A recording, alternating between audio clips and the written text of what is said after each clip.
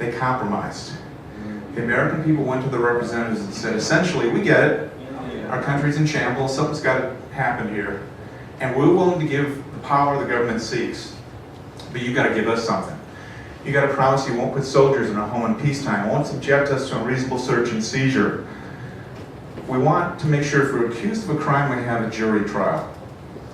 And we also like guns, so we demand the right to have well-regulated state militia. And above all else, we demand the right to worship the God of our choice. Religion is very important to us. We also want to be able to say whatever we want. We want to be able to march into downtown if we're not happy. You may not shoot us, no more Boston massacres. We want to be able to petition government for redress of grievances if things don't go particularly well. And here's the thing, we don't know who you're going to make president. It could be George Washington for all we know. We don't trust anybody with that much power. We demand a free press to keep an eye on people in power and protect the rest of the Bill of Rights. Think about that. For all the disparaging that's being done now of America's free press, it was at the foundation of this country. We weren't going to be America. We were not going to be the United States of America. We were not going to have this U.S. Constitution until the founders agreed to give us freedom of the press. This is not a modest thing at all.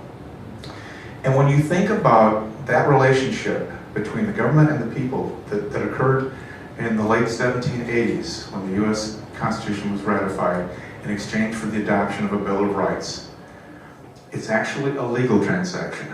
I have to tell you, my experience in law school, my biggest surprise in law school was I graduated. That stunned me and everyone I knew, frankly. But the second thing was I took this course called Contracts. It amazed me. It sounded deadly dull and boring, and I thought, I'm going to hate this. But no, I loved it. It was a perfect summary of the relationship between two parties. And if you go to Kmart, no, Kmart's out of business. If you go to Best Buy and buy a DVD player and it doesn't work, you take it back. It says so on the back of that receipt. It's a contract. You stop paying for a car that you purchased, they take it away. It says so in the contract. What happened in 1789 was a contract between the American people and its government. In exchange for the power of the government, we demanded the power of the people. We're fond of ascribing things to the Founding Fathers as loving, as giving. And then we note Betsy Ross as their mascot. That's not true. They didn't give us freedom of speech or freedom of the press. We demanded it. We negotiated for it. It belongs to us.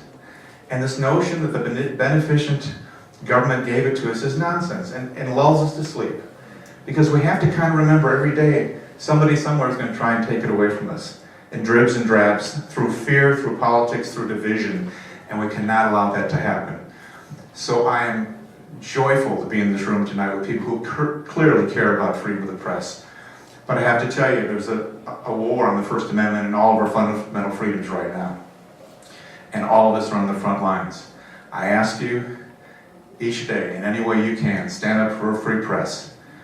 We must demand that the government uphold its end of the contract. If not, this contract becomes null and void, and the kind of country we aspire to be, one founded on principles of liberty and justice for all, runs a real risk of becoming null and void.